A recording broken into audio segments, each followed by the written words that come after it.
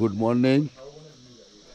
আজ আমাদের ভ্রমণের লাস্ট দিন, অর্থাৎ 9 তারিখ।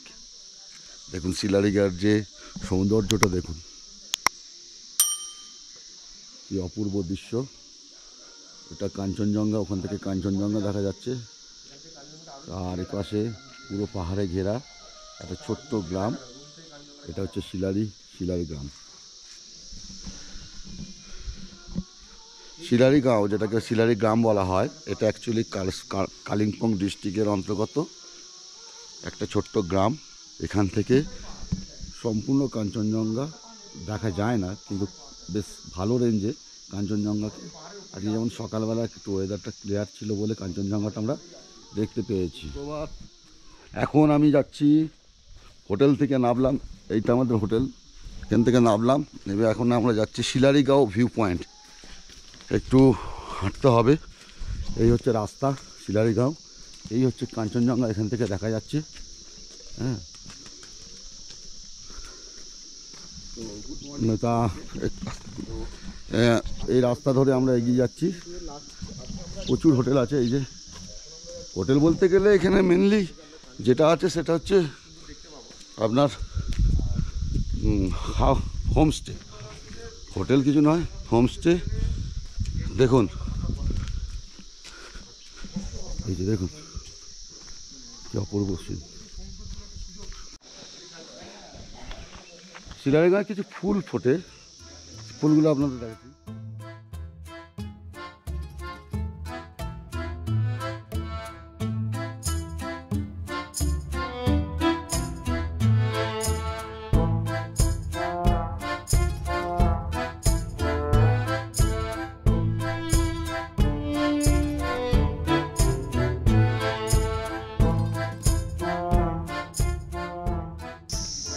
এই যে রাস্তা, এরকম রাস্তা হেঁটে হেঁটে যাচ্ছি, কিন্তু ওয়েদার খুব ভালো। ওয়েদার এত সুন্দর চিন্তা করা যায় না। কোনো শব্দ, কোনো নয়েজ নেই, একদম পাখির আওয়াজ শোনা যাচ্ছে। হ্যাঁ, এখনো পর্যন্ত আমি ওই 800 মিটারের মতন হেঁটেছি, আরও কতটা দূর জানি না, আরও সব যাচ্ছে ওরা। মোটামুটি সূর্যটাও উঠে গেছে এবং হালকা হালকা ঠান্ডাও আছে। তা এই হাঁটাতে কোনো অসুবিধা হচ্ছে না। এখানে কোনো সমতলতা নেই, সমতল মানে হচ্ছে পিচ নেই এই রাস্তাটায়। এই রাস্তাটায় এটা ট্রেকিং বলা চলে, এটা ছোটোখাটো ট্রেকিং, হয়তো ওই 2 কিলোমিটার কি একটু জানি না, এটা দেখে আমি বলবো। পরিবেশটা শুধু দেখুন, পাখির কলরব, আর কিচ্ছু নেই, ঠান্ডা ওয়েদার।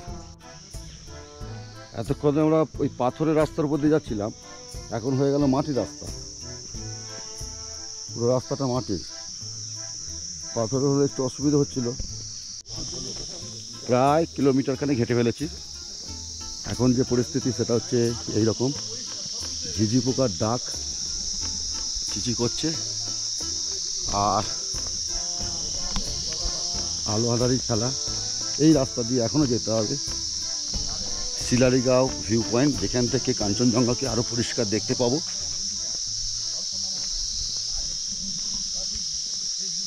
দেখুন,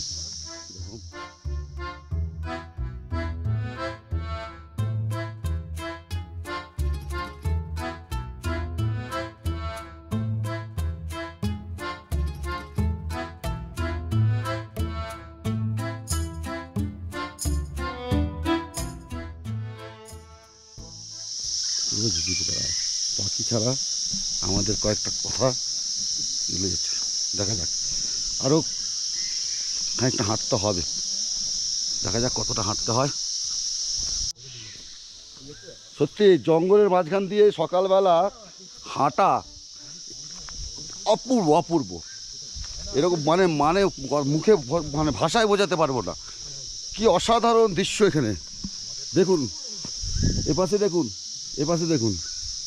মানে এটা একটু লেট হয়ে গেছে আমার, কালকে একটু লেট নাইটে ঘুমানো হয়ে গেছে, কারণ কাল ঘুমও আসেনি, পায়ের যন্ত্রণা করছিল।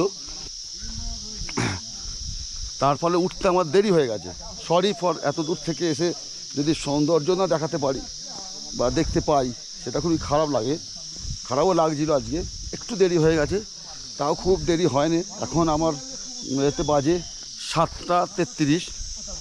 তা সত্যি এটা এই যে রাস্তাটা, এই যে রুটটা আমার খুব ভালো লেগেছে, কারণ কোনো যান্ত্রিকতার শব্দ নেই, মানুষ এবং প্রকৃতির আওয়াজে ভরপুর এই জায়গা। অপূর্ব লাগছে আমার যেতে।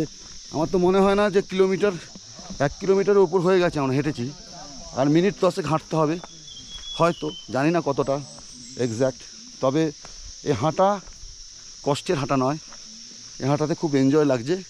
বিশেষ করে একটা চিল ঠান্ডা অনুভব করছি, তার সাথে আমার গ্রুপ যারা আছে তাদের সঙ্গে যাচ্ছি, এটা একটা আনন্দের ব্যাপার। আমি এখন চলে এসেছি শিলারিগাঁও ভিউ পয়েন্ট। প্রায় শিলারিগাঁও থেকে প্রায় 20 মিনিটের হাঁটা পথ। তা এখান থেকে আমরা কি দেখতে পাই সেটা আমরা দেখাচ্ছি। এই যে কাঞ্চনজঙ্ঘা, একটা বড় ল্যান্ডস্কেপে কাঞ্চনজঙ্ঘাকে দেখা যাচ্ছে। এখনও ওয়েদারটা অত পরিষ্কার নয়, ওয়েদার যদি পরিষ্কার হতো তাহলে আরও পরিষ্কার দেখা যেত। হ্যাঁ, মেঘটা একটু জমে গেছে বলে। দুর্ধর্ষ ভিউ পয়েন্ট। অনেকে এই পাথরের ওপর উঠে করছে, দারুণ লাগছে এখানটায়। আমিও উঠবো।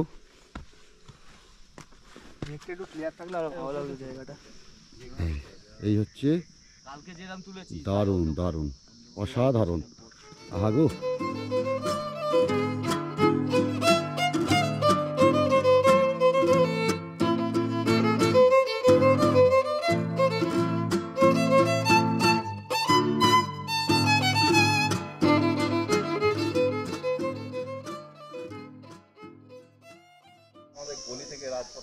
খুব সুন্দর লাগলো।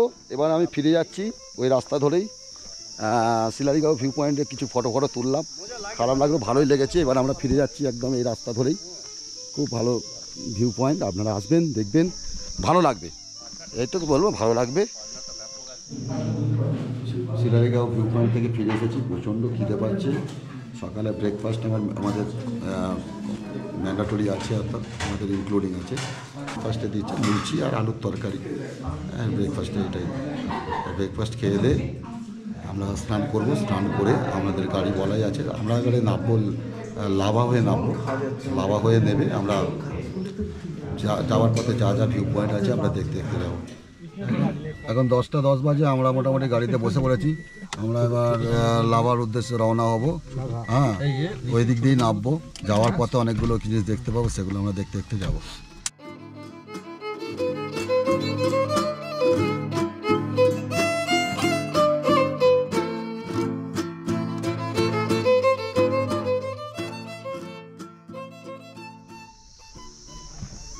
এখন 11:05 বাজে। আমরা এখন লাভার এন্ট্রান্সে ঢুকেছি। লাভার পাইন ফরেস্টে আমরা একটু ট্রাভেলিং করবো। এটা হচ্ছে পাইন ফরেস্ট। হ্যাঁ, এটা হচ্ছে এখান থেকে উপরে ওঠা যায়, ভেতরে গিয়ে আমরা বিভিন্ন ফটো তুলবো। এই হচ্ছে লাভার এখানটা। প্রকৃতি ভ্রমণ করব, তার আগে একটা মেসেজ যেটা আমাদের সকলকে জানা উচিত, সেটা আমি আপনাকে দেখাচ্ছি। Nature is not our dustbin. ঠিক কথা, এটা তো মানা উচিত। হ্যাঁ, কিছু মেসেজ আছে এখানে। Don't throw plastic inside. এটা ticket counter, per head 20 rupees, মানে 20 টাকা করে। প্রচুর খাড়াই রাস্তাটা, পুরো ওপরে উঠতে হবে। ওপরে উঠে এখানে একটা ভিউ পয়েন্ট আছে দেখার মতন পুরো। এখনো নিচে দুজন দাঁড়িয়ে আছে, আমাদের উঠতে পারছে না।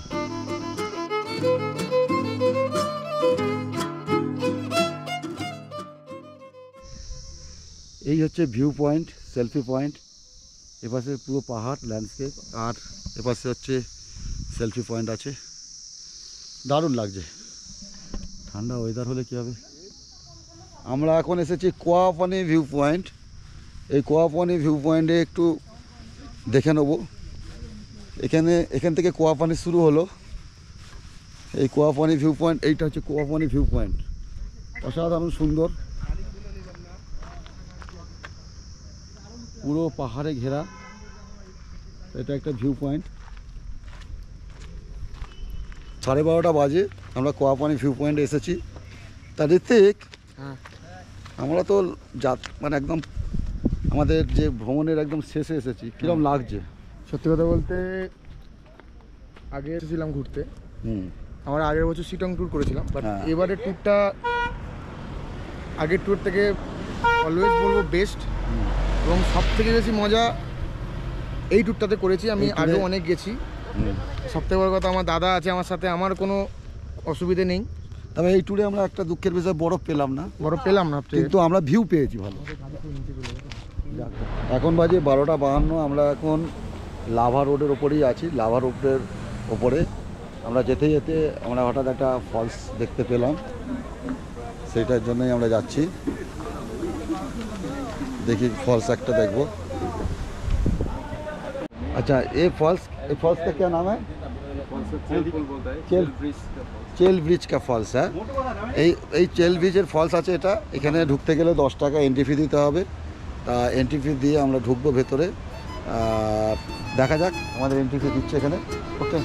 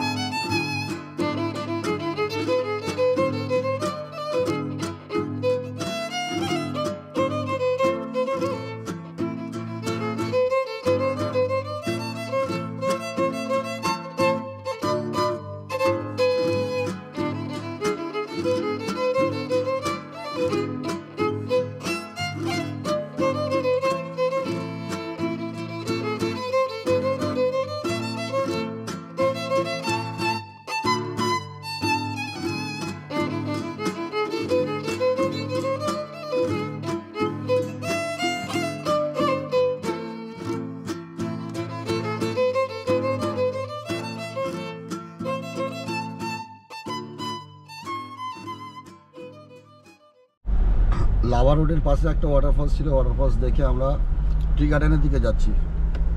আমরা এখন টাইম হয়েছে 1টার মতন বাজে। এটা কিছু পরে নেই, সেই জন্য একটু বিস্কুট খাওয়া হলো, জল আর বিস্কুট। এখন টি গার্ডেন শুরু হয়ে গেছে। লাভা রোডের পাশে আমরা ওয়াটারফলস দেখার পর আমরা এলাম গুরুবাথাং টি গার্ডেন। গুরুবাথাং টি গার্ডেনে আমরা ঢুকছি। এটা একটা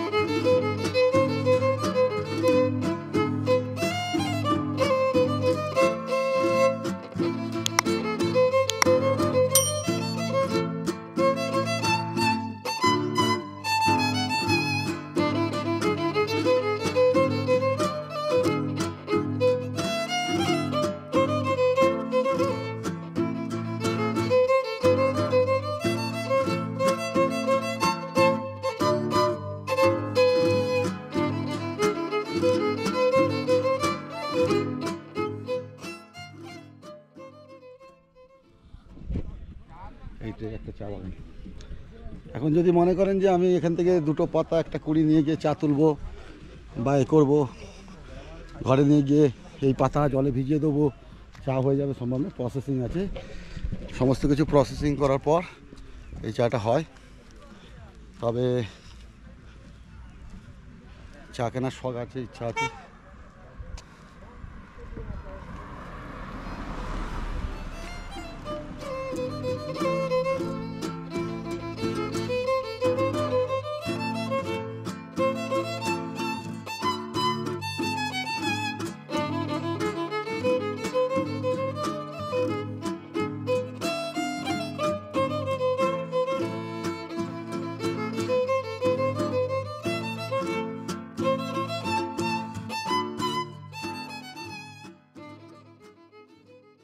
আমি এখন আমবাগ বুদ্ধা মন্দিরের সামনে চলে এসেছি, যাওয়ার পথেই। এটা হচ্ছে আমবাগ বুদ্ধা মন্দির।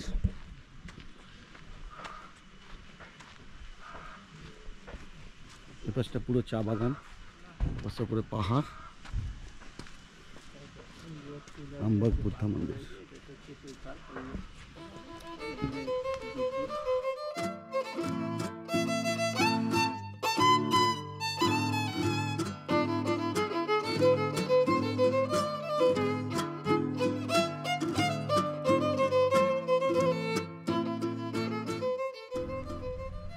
তৈরি একটা নতুনভাবেই তৈরি সাজানো হয়েছে এটাকে।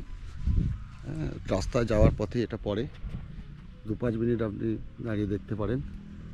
বৈশিষ্ট্য হচ্ছে এই পাশটাও চা বাগান আছে, এই পাশেও চা বাগান, পুরোটা চা বাগানের চারিদিকে, চা বাগানের মাঝখানে এরকম একটা মন্দির। খুব ভালো লাগে, দেখতে লাগে।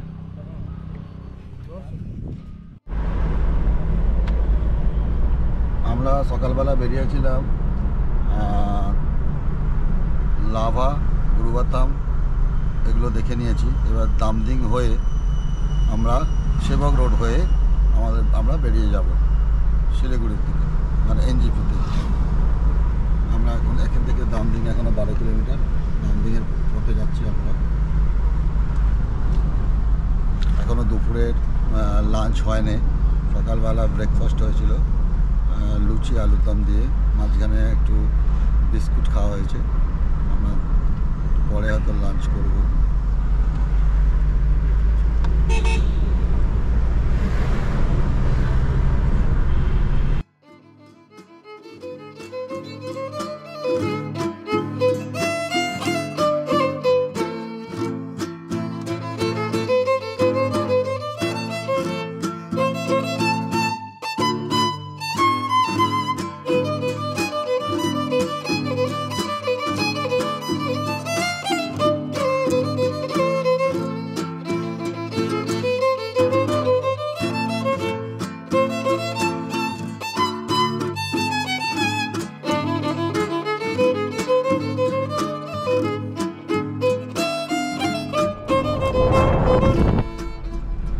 ডুয়ার্সের চা বাগান কত অপরূপ দেখতে হয় দেখুন।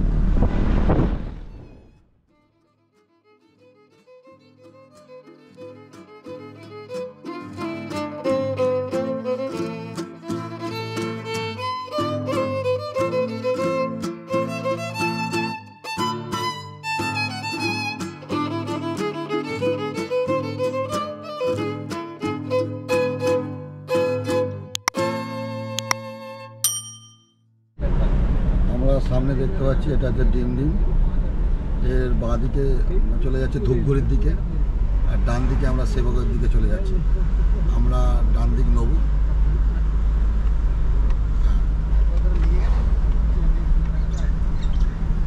আমরা ডান দিক নিয়ে সেবকের দিকে যাব।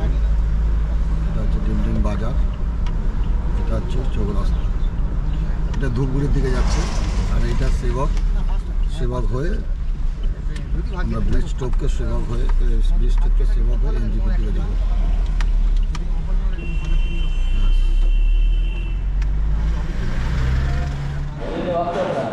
2:38 বাজে, প্রচুর খিদে পেয়েছে।